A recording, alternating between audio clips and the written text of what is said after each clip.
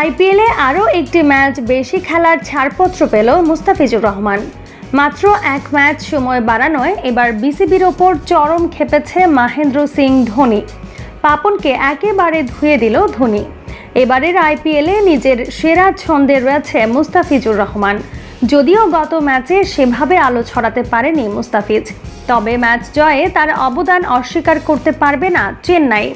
5 ম্যাচে 10 উইকেট নিয়ে সেরা বোলারদের তালিকায় রয়েছে মুস্তাফিজকে ছাড়া চেন্নাই যখন তাদের একাদশ ভাবতেই পারে না, তখন মুস্তাফিজকে নিয়ে নতুন নাটক শুরু করেছে বিসিবি। আগামী 28 তারিখ পর্যন্ত মুস্তাফিজকে এনওসি দিয়েছে বিসিবি। আজ নতুন করে আরও একদিন অর্থাৎ আরেকটি ম্যাচ বেশি খেলার ছাড়পত্র দিয়েছে বিসিবি। তবে মাত্র এক ম্যাচ বাড়ানোয় রেগে আগুন ধোনি।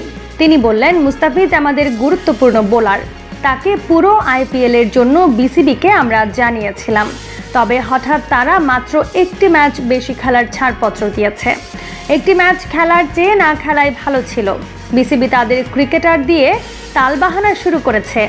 এরকম করলে সামনে আর কোনো বাংলাদেশিকে আইপিএলে কেনা হবে না। রীতিমতো পাপনকে হুমকি দিলেন ধোনি। প্রিয় দর্শক, মুস্তাফিজকে পুরো আইপিএলে কে কে দেখতে চান কমেন্ট করে জানিয়ে দিন।